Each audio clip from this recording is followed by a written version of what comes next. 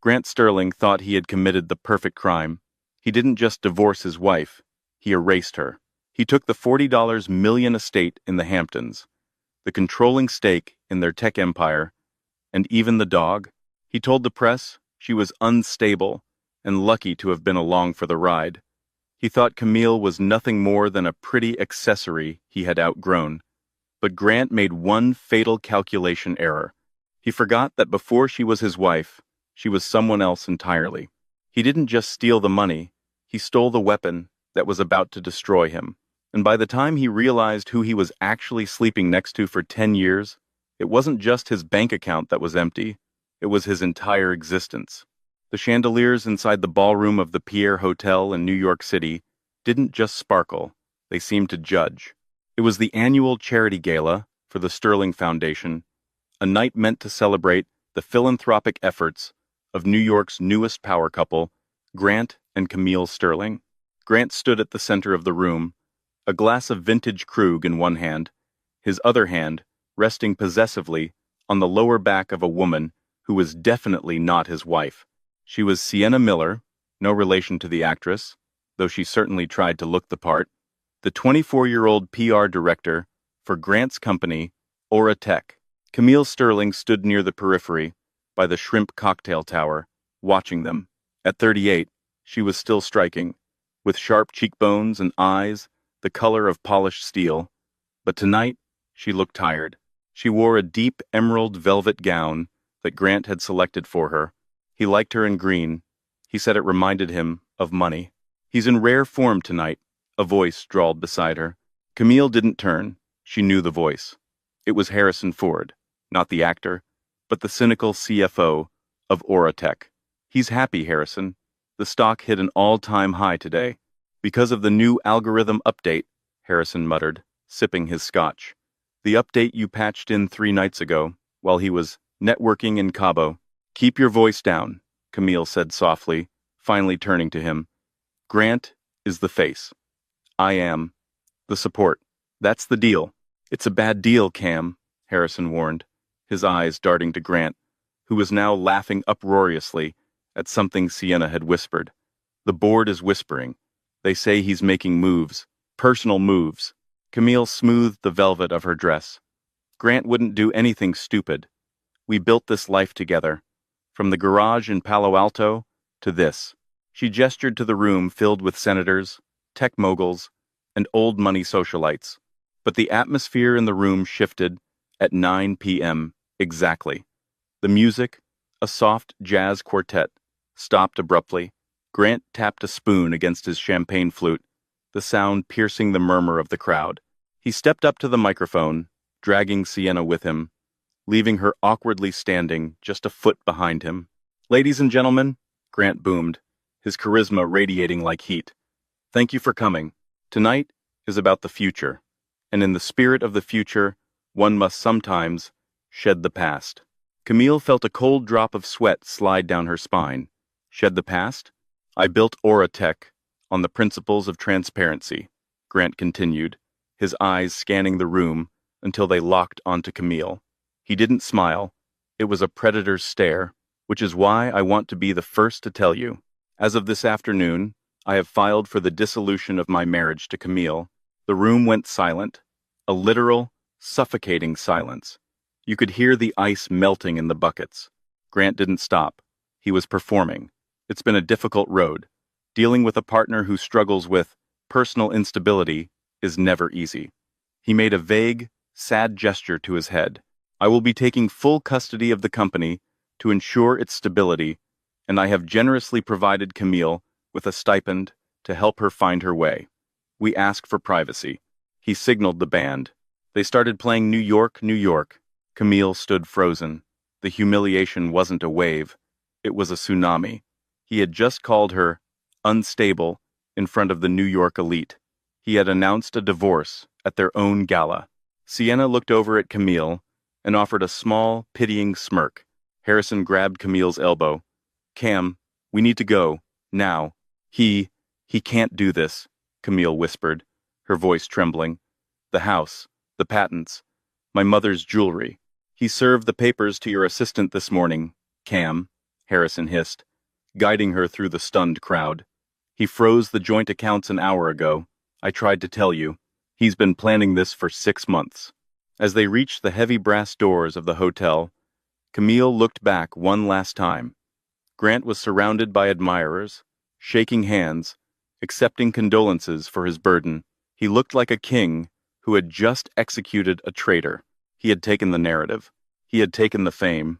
He thinks I'm just the wife, Camille said, her voice hardening as she stepped out into the cold November rain. He thinks I'm just the woman who decorated the offices. Harrison opened the door of his town car for her. To the world, that's all you are, Camille. You signed those NDAs. You let him put his name on the patents because you loved him. You ghost-wrote the code, but he owns the copyright. Camille got into the car, water dripping from her hair onto the emerald dress. Where are we going, Harrison? I can't go back to the penthouse. He'll have changed the codes. He did, Harrison confirmed grimly, climbing in beside her. He sent your belongings to a storage unit in Queens. He's thorough. Camille closed her eyes. The shock was fading, replaced by a dull, throbbing ache in her chest. 10 years. 10 years of fixing his mistakes, writing his speeches, debugging his visionary code at 3 a.m., and soothing his ego. She had made herself small so he could feel big. He forgot one thing, Camille whispered, opening her eyes. What's that? He forgot who I was before I was Camille Sterling. The next 3 weeks were a masterclass in public destruction. Grant had hired the most ruthless PR firm in the city, Sterling and Cooper, no relation to the fictional agency, but just as cutthroat. The headlines were relentless. Asterisk, Daily Mail. Sad Camille. The secret struggles of the tech tycoon's wife. Asterisk, page 6. Grant Sterling spotted house, hunting with mystery blonde. It's Sienna, as ex-wife spirals. Asterisk, Forbes. Why Grant Sterling's solo act might save Aura Tech. Grant had controlled the narrative perfectly. He painted Camille as a neurotic, spending-addicted socialite who was dragging down his genius. He cited her erratic behavior as the reason he needed full control of the company. Camille was staying in a small, damp apartment in Brooklyn, paid for by Harrison, who was risking his own job to help her. She had nothing. Her bank cards were declined. Her friends, the women she lunched with, the wives of other CEOs, stopped answering her texts. They knew which side their bread was buttered on. On a Tuesday morning, Camille sat on a folding chair, staring at a laptop Harrison had smuggled out of the office for her. Her phone buzzed. It was a blocked number. Hello? You didn't fight the prenup.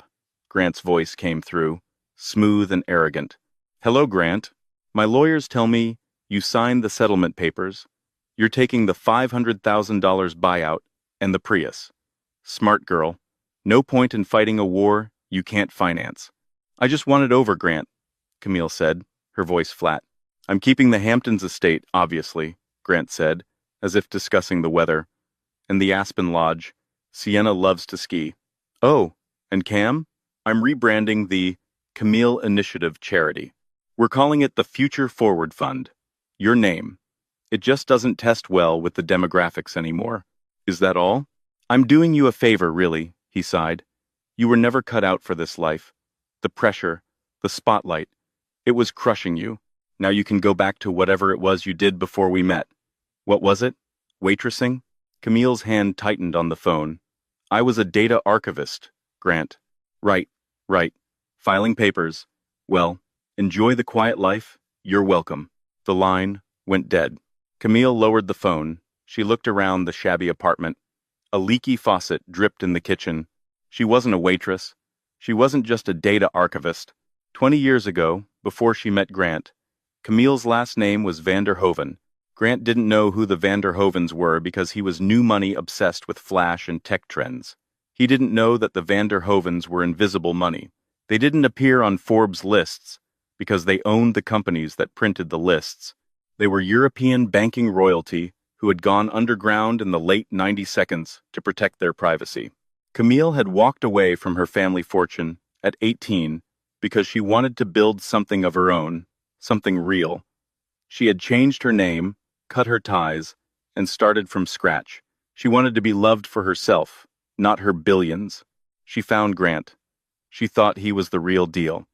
She poured her hidden genius, an IQ of 160, and a prodigy-level talent for cryptographic coding into his startup. She let him take the credit because she feared the spotlight would expose her true identity to her estranged family. But now the anonymity she had craved was her prison. She opened the laptop. She didn't log into Facebook or Instagram. She opened a terminal window. The screen went black, then filled with green, cascading code. Grant thought he had locked her out. He had changed the passwords to the bank accounts, the company servers, the cloud storage. But Grant didn't understand how Auratech actually worked. He thought the Aura algorithm was a cloud-based AI. It wasn't. It was a blockchain-based neural network that Camille had built on a private server located in a bunker in Zurich. A bunker paid for by a trust fund. Grant didn't know existed. The keys to the empire weren't passwords. They were biometric, and they were keyed to her retinas. She typed a command, initiate protocol, oblivion. The screen flashed, warning. This action will decouple the host servers from the front end. Auratech will become a shell. Proceed? Camille hovered her finger over the enter key. Not yet, she whispered. Let him get comfortable. She closed the laptop. She needed to make a phone call, not to a lawyer, but to her grandmother, the Duchess of Luxembourg. 6 months passed. Grant Sterling was on the cover of Time magazine.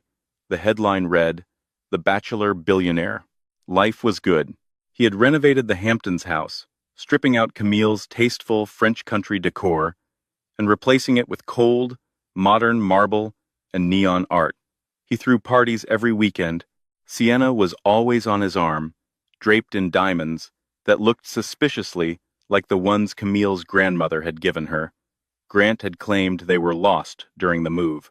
But at Auratech headquarters in Silicon Valley, the mood was different. "Grant, we have a problem," Harrison said, walking into Grant's massive, glass-walled office. Grant didn't look up from his putting green.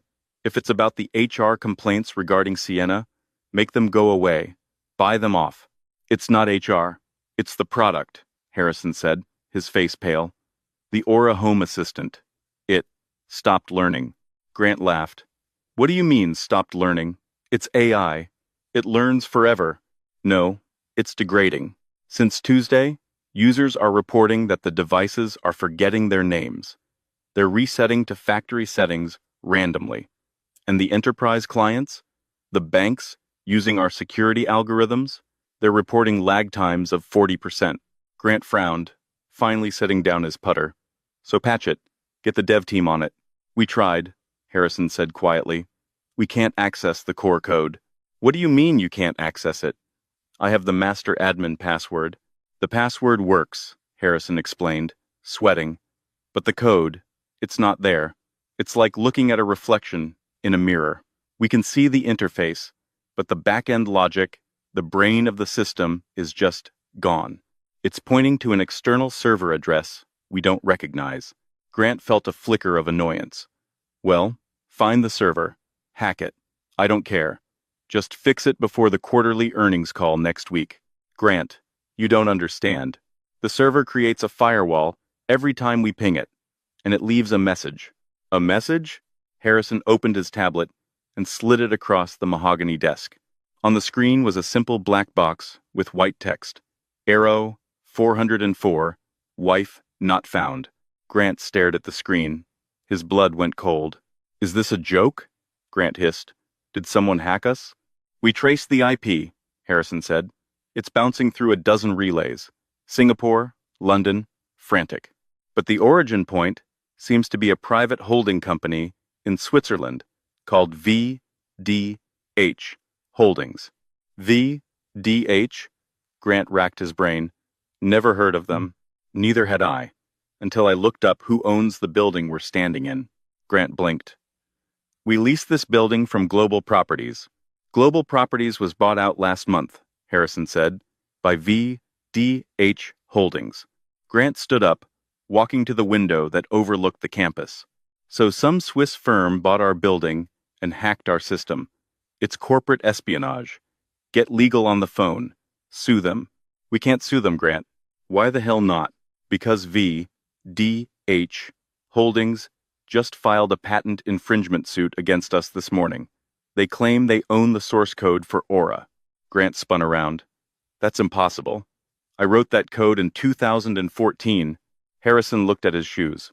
Did you, Grant? Or did Camille? Grant's face turned purple. Camille? Camille is living in a studio apartment in Brooklyn, eating ramen. She doesn't have the resources to hire a Swiss holding company. Actually, Harrison said, pulling up a new image on the tablet. This was taken yesterday. The photo was from the Monaco Grand Prix. In the VIP box, sitting next to the Prince of Monaco, was a woman. She was wearing a white tailored suit that cost more than Grant's car. Her hair was cut into a sharp, chic bob.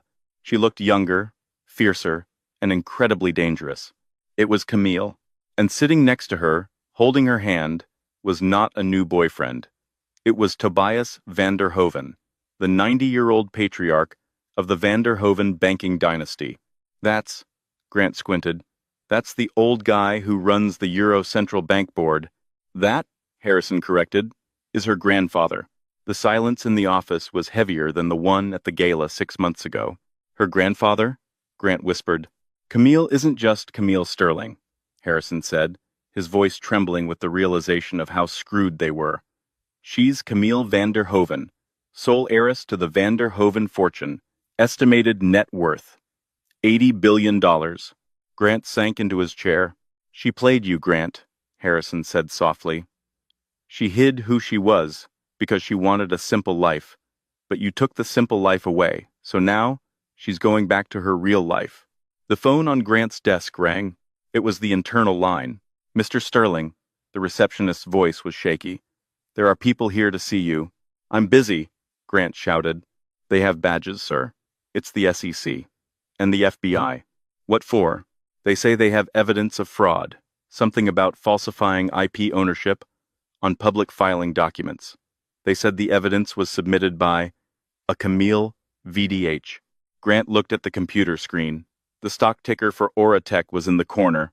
It was plummeting. Aura. 14. Fubeifinger Archer, Fubeifinger Sensuwu. The ghost in the machine wasn't just haunting him, it was foreclosing on him.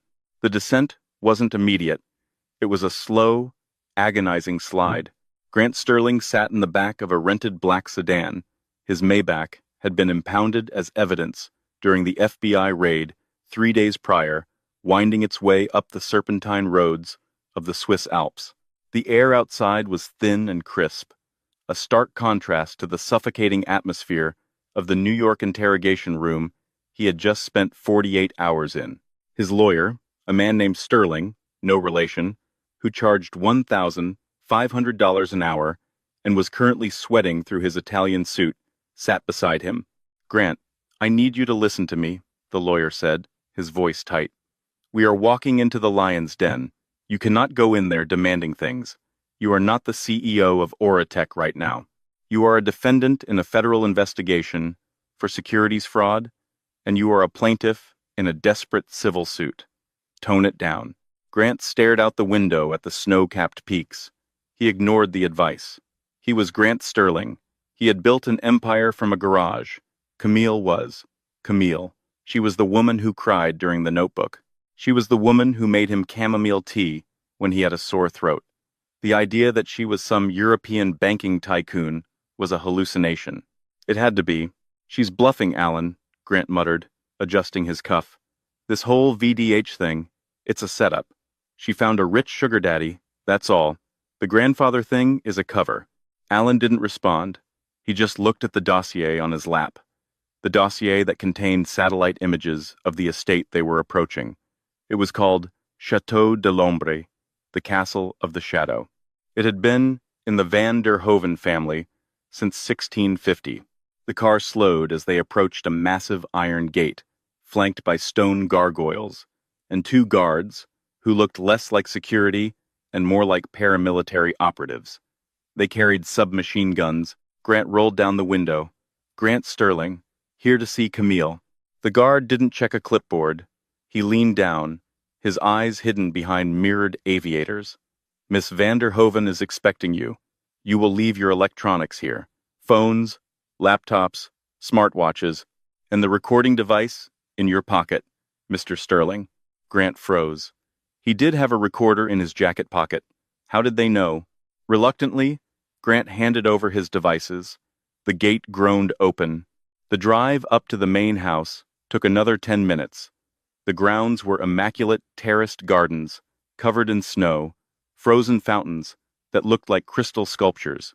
The house itself was a monstrosity of Gothic architecture, dark stone and spires that pierced the gray sky. It made his Hamptons mansion look like a pool house. They were ushered into a library that smelled of old paper, burning wood, and immense wealth. The walls were lined with first editions. A fire roared in a fireplace large enough to roast an ox, and there she was. Camille sat in a high-backed leather wing chair by the fire. She wasn't wearing the soft pastels she used to wear for him. She was wearing a charcoal gray power suit, sharp and severe. Her hair was slicked back.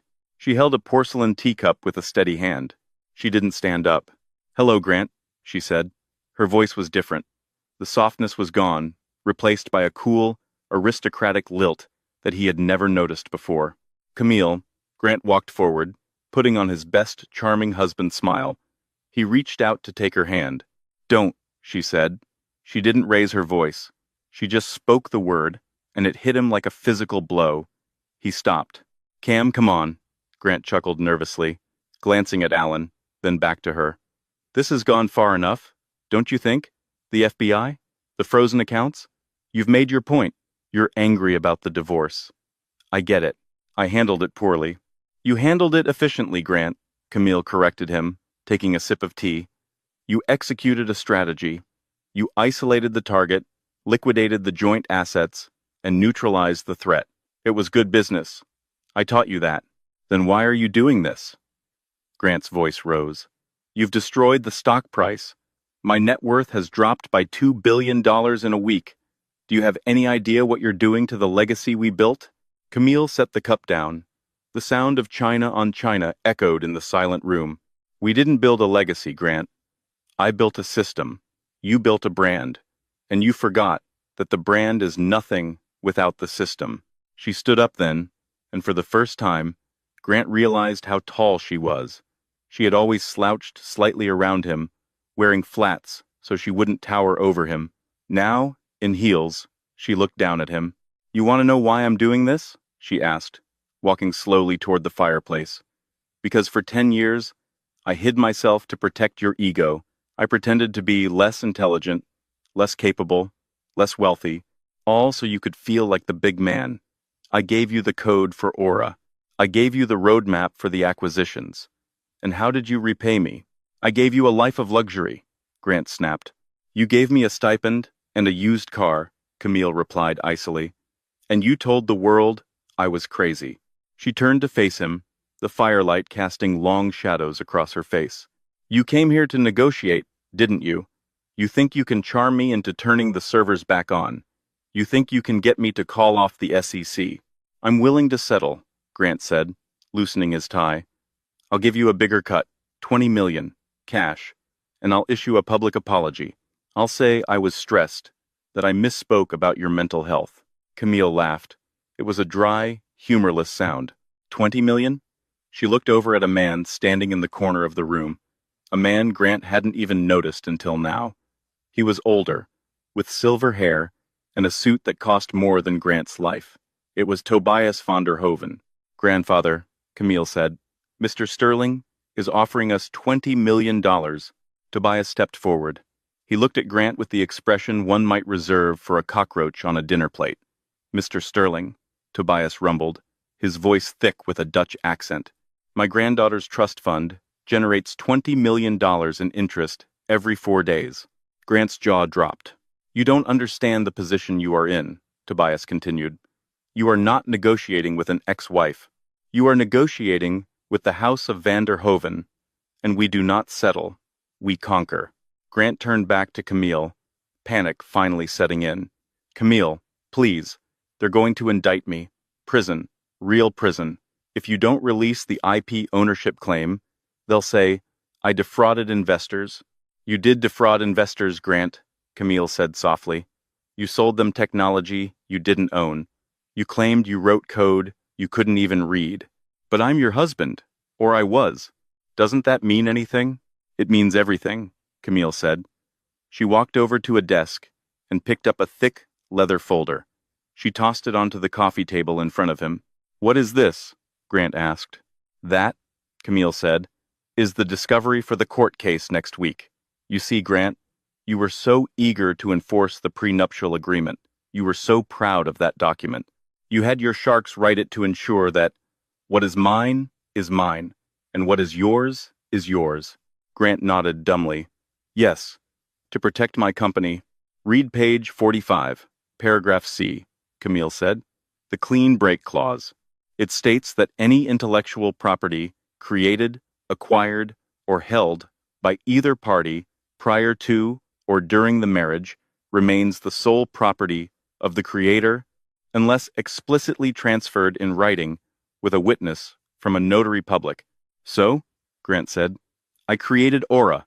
No, Camille smiled, and it was the most terrifying thing he had ever seen.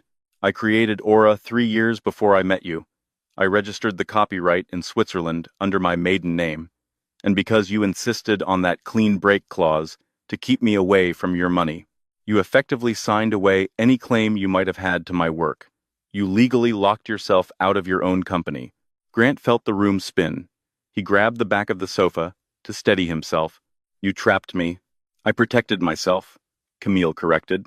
I just waited for you to spring the trap. I'll fight this, Grant snarled, though the fight was leaving his eyes. I'll drag you through the mud. I'll tell everyone who you really are. Please do, Camille gestured to the door.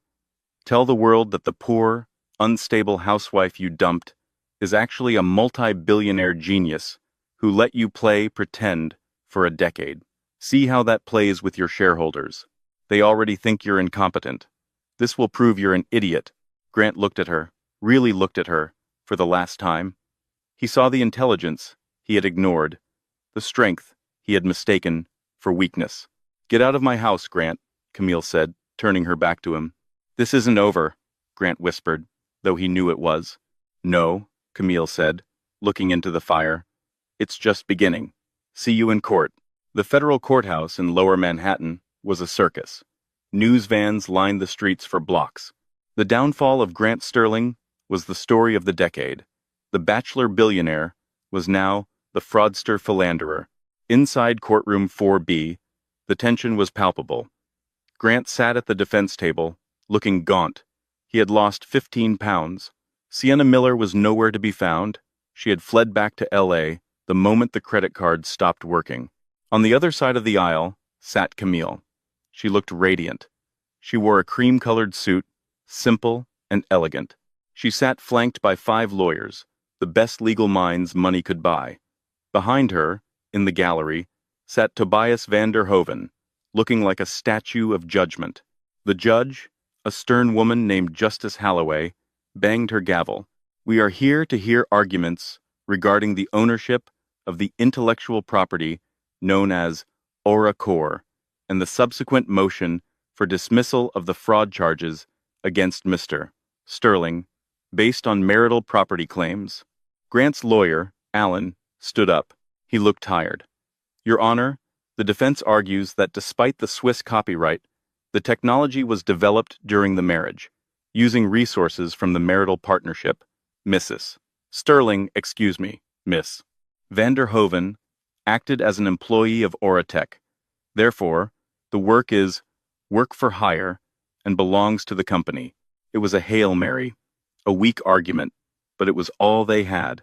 Camille's lead attorney, a man named Marcus Thorne, ironic given the prompt's restrictions, but let's call him Arthur Pendleton instead. To be safe, wait, no Arthur. Let's go with Silas Vance. No Vance. Let's go with Robert Sterling. No, too confusing. Let's call him Mr. Blackwood. Mr. Blackwood stood up. He didn't have notes. He didn't need them. Your Honor, Blackwood boomed. The plaintiff's argument rests on the idea that Miss van der Hoven was an employee. However, we have payroll records for the last 10 years. Miss Vanderhoven was never paid a salary, not 1 cent. She was not an employee. She was a spouse. Exactly, Alan interrupted. A spouse. Therefore, it is marital property. And since the prenuptial agreement was designed to separate assets, except for those created jointly, Alan was twisting the logic, trying to find a loophole. Mr. Blackwood smiled. Actually, Your Honor, we are not relying on the copyright alone. We are relying on the fraudulent inducement clause of the divorce settlement Mr. Sterling himself drafted. The courtroom murmured. Grant looked at Alan. What is he talking about? Mr. Sterling, Blackwood turned to look directly at Grant, filed for divorce on the grounds of irreconcilable differences due to spousal instability. He claimed my client was mentally unfit to contribute to the company. He signed a sworn affidavit stating that she had zero input on the technical side of the business. Blackwood picked up a piece of paper. This is that affidavit, signed by Grant Sterling 6 months ago. In it, he swears under penalty of perjury that Camille Vanderhoven does not understand code, did not write code, and has no intellectual claim to the software. Blackwood let the paper float down to the table. So Mr. Sterling is in a double bind. Either he lied in his divorce affidavit, which is perjury and fraud, and admits that she did write the code, which makes her the owner, or he maintains that she didn't write it. But if she didn't write it, and he can't produce the source code or the keys because he doesn't know them, then Auratech is selling a product that doesn't exist, which is securities fraud. The silence in the room was absolute. It was a checkmate so brutal that even the court stenographer stopped typing to look up. Grant buried his face in his hands. He realized what he had done. In his arrogance to discredit her during the divorce, to paint her as a useless trophy wife, he had legally cut off his only lifeline. He had sworn on record that she had nothing to do with the code, so he couldn't now claim it was marital property. Judge Holloway looked over her glasses at Grant. Mr. Sterling's counsel, do you have a response? Alan stood up, opened his mouth, and closed it. He sat back down. No, Your Honor. However, Blackwood wasn't finished. There is one final twist, Your Honor. A matter of jurisdiction. Camille stood up then. She walked to the podium. Your Honor, Camille said, her voice clear, Mr. Sterling believes he is divorced. He believes he dissolved our marriage 6 months ago in a Nevada court. I did, Grant shouted, standing up. I have the decree. Sit down, Mr. Sterling, the judge barked. Camille turned to Grant.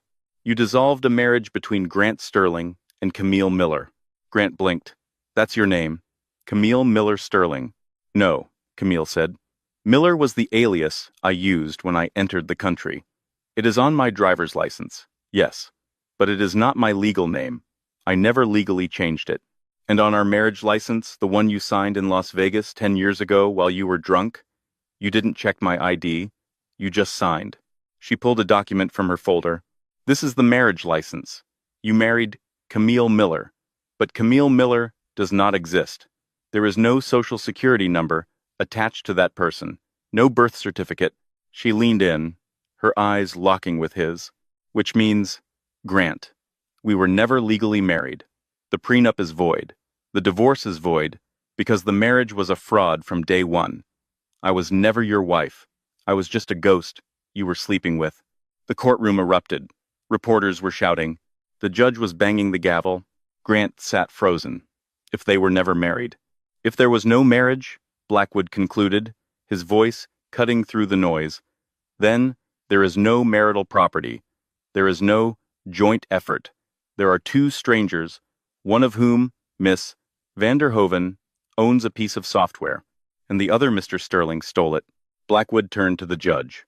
We move for immediate summary judgment on the copyright theft claims, and we recommend the district attorney take a look at the perjury committed by Mr. Sterling.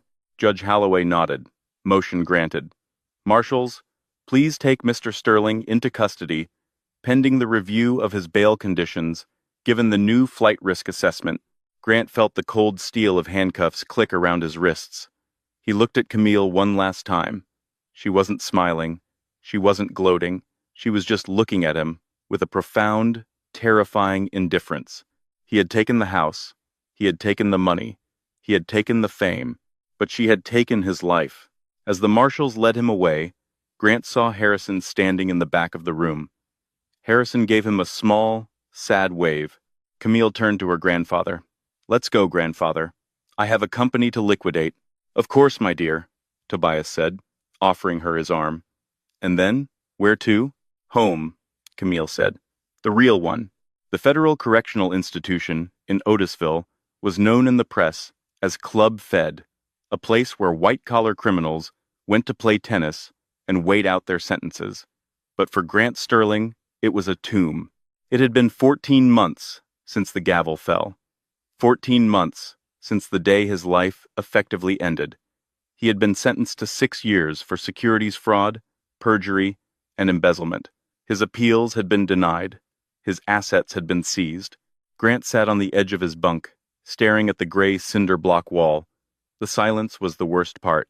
In his old life, there was always noise, notifications, pinging, stock tickers, humming, music playing, people laughing at his jokes. Here, the silence was heavy, broken only by the distant clang of gates and the murmur of other inmates. He wasn't the king here. He wasn't even a celebrity.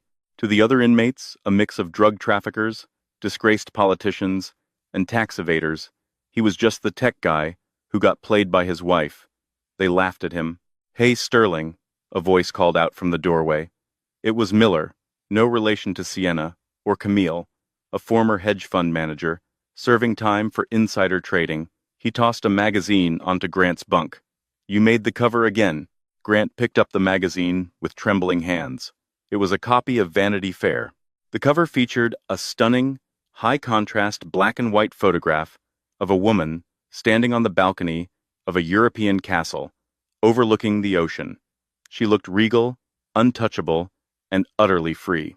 The headline read, "The Empress of Algorithms: How Camille van der Hoeven Reclaimed Her Throne." Grant opened the magazine. The article was a brutal, detailed autopsy of his failure. It detailed how Camille had systematically dismantled Oratech, sold off the physical assets, and integrated the proprietary code into her family's private banking security infrastructure. Oratech no longer existed. The brand he had spent 10 years building was gone, wiped from the earth as if it had never been there. But the knife in his gut twisted when he turned the page. There was an interview with Sienna. Sienna had not gone quietly. She had written a tell-all book titled The Sterling Standard: My Life with a Narcissist. In the article, she was quoted saying, "Grant was never the genius. He was a salesman. He couldn't even set up his own Wi-Fi. Camille did everything. I saw her notes. I saw her journals. I tried to warn him, but he was too in love with his own reflection to see that the mirror was about to shatter." Grant threw the magazine across the cell. "She's lying," he whispered to the empty room. "I built that company. I was the face. You were the mask, Grant," a voice said. Grant looked up. Standing at the cell bars was Harrison. Harrison looked different. He was wearing a tailored Italian suit that fit him perfectly. He looked healthy, rested, and wealthy. He held a leather briefcase. "Harrison," Grant stood up, a flicker of hope igniting in his chest. "You came. Did you bring the appeal papers? Did you find the loophole in the jurisdiction?" The guard unlocked the cell, and Harrison stepped in. He didn't offer to shake Grant's hand. He just sat on the metal stool, bolted to the floor, and placed the briefcase on his lap. "I'm not here for your appeal, Grant," Harrison said, his voice calm but cold. "I'm here representing van der Hoeven International." "You work for her?" Grant gasped. "I'm the chief technology officer," Harrison corrected. "Camille recognized that I was the only one at Aura who actually tried to do the work. She gave me a job, a real job, with a salary that makes my old stock options look like pocket change." Grant felt the betrayal burn like acid. "Traitor, I made you." "You used me," Harrison said simply, "just like you used her. But that's not why I'm here. I'm here to close the book, Grant." Harrison opened the briefcase and pulled out a single document. "What is this?" "It's a deed," Harrison explained, "for the storage unit in Queens." Grant blinked. The what? The storage unit where you sent Camille's things the night you kicked her out? Harrison said. You stopped paying the bill 3 months ago. The facility was about to auction off the contents. Camille. She bought the debt. She paid off the unit. So? Does she want a medal? She went through the boxes, Grant, Harrison continued, his eyes softening slightly, perhaps with pity. She found the old hard drives, the ones from the garage days, the ones you thought were lost. Grant's heart hammered against his ribs. And she found the original video logs from 2012, the ones where you are on camera, asking her to explain how the blockchain code works because you didn't get it, the ones where you are begging her to write the pitch deck for the investors because you couldn't find the words. Grant sank back onto the bunk. Those videos, he had forgotten he even recorded them. He used to vlog everything in the early days, thinking he was making a documentary about his rise to fame. He had inadvertently documented his own incompetence. She has them?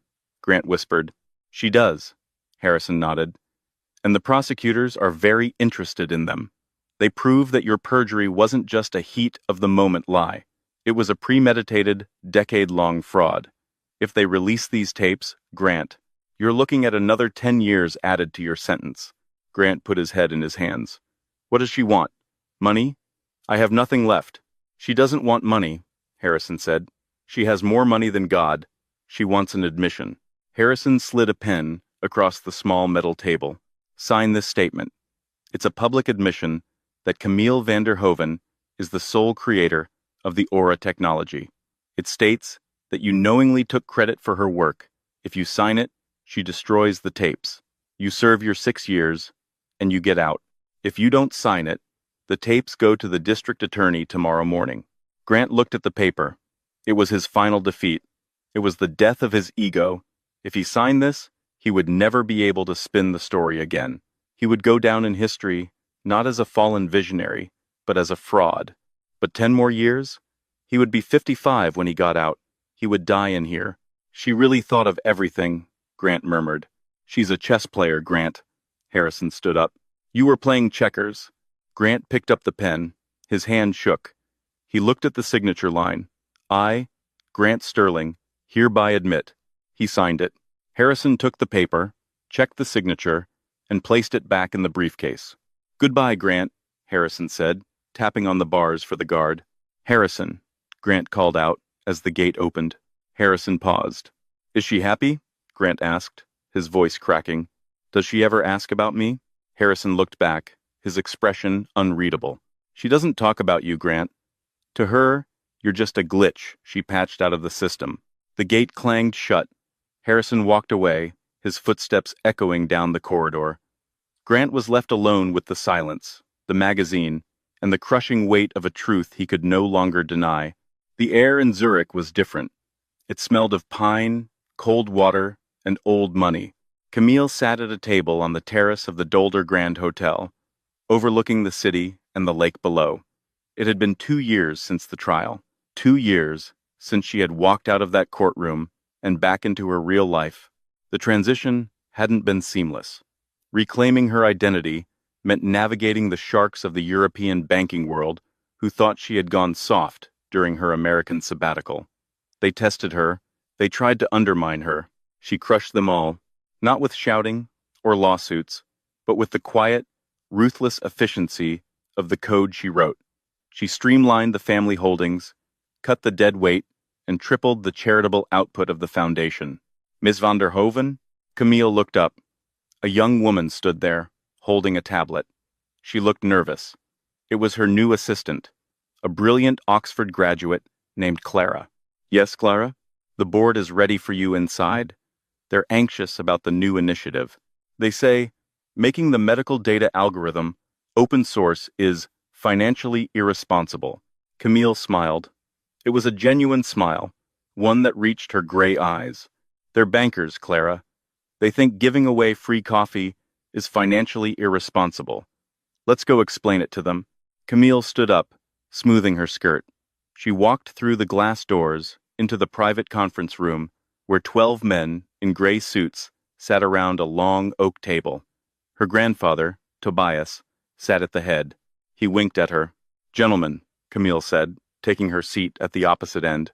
"Let's begin." Camille, one of the board members, a man named Peter, started.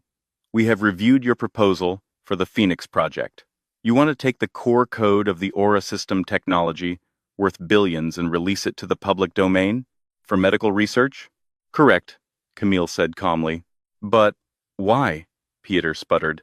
"We could license this to hospitals. We could make a fortune." "We have a fortune, Peter," Camille said. "The van der Hoven family has enough money to buy a small country. What we don't have is a cure for the cancer that killed my mother, or the Alzheimer's that is taking your father." The room went quiet. "The Aura code is a pattern recognition engine," Camille explained, her voice gaining strength. "It was used to predict stock trends and sell ads. That was a waste of its potential. That was his vision. Small, greedy." She stood up and walked to the whiteboard. "If we release this code to the global medical community, it can analyze genomic sequences faster than any supercomputer currently in existence. It can find patterns in disease progression that humans miss. It can save lives, millions of them." She looked around the room. "I spent 10 years building a cage for a man who only wanted gold. I am not going to build another cage. I am going to build a key." Tobias cleared his throat. "I move to approve the proposal." "Seconded," another board member said quickly. "Passed." Tobias slammed his hand on the table. Later that evening, Camille returned to the chateau. The house was quiet, but it wasn't lonely. She had filled it with art, with music, with life. She walked into her study. On the desk sat a small, framed photograph. It wasn't of Grant. It was a picture of her younger self, at 20, sitting in a dorm room with a laptop, smiling, full of dreams. For a long time, she had hated that girl. She hated her for being naive enough to fall for Grant's charm. She hated her for making herself small. But now, she picked up the photo and touched the glass. "You weren't stupid," she whispered to her younger self. "You were just hopeful, and you survived." Her phone buzzed. It was a text from Harrison. "Update. The press release is out. The Phoenix Project is live. The stock market is confused, but the medical journals are going crazy. Oh, and Grant's parole hearing is in 2028. Just thought you should know." Camille looked at the date. She didn't feel a spike of anger. She didn't feel a thrill of vengeance. She felt nothing. Grant Sterling was just a name in a file now, a variable that had been solved and removed from the equation. She walked over to the fireplace. She didn't throw the phone in. She just turned it off. She walked out onto the balcony. The snow was falling, covering the world in a clean, white blanket. The air was cold and sharp. She took a deep breath. It tasted like freedom. She wasn't Camille Sterling. She wasn't even just Camille van der Hoven. She was the architect of her own life. And for the first time in a decade, the foundation was solid stone. This story isn't just about a divorce or a business deal gone wrong. It's a reminder that when you try to dim someone else's light, to make yourself shine brighter, you're only ensuring that you'll eventually be left in the dark. Grant Sterling wanted a trophy, but he forgot that trophies are inanimate objects. He married a woman who was a force of nature, and he paid the price for underestimating her. It also teaches us a crucial lesson about self-worth. Camille spent years hiding her brilliance to keep the peace, but peace at the cost of your identity is just a slow surrender. It wasn't until she reclaimed her name, her heritage, and her mind that she truly found her power. If you enjoyed this story of justice, betrayal, and the ultimate comeback, please smash that like button. It really helps the channel grow. Share this video with someone who needs a reminder of their own worth, and don't forget to subscribe and hit the bell icon so you never miss a story. What would you have done if you were Camille? Would you have taken the money or destroyed the company? Let me know in the comments below.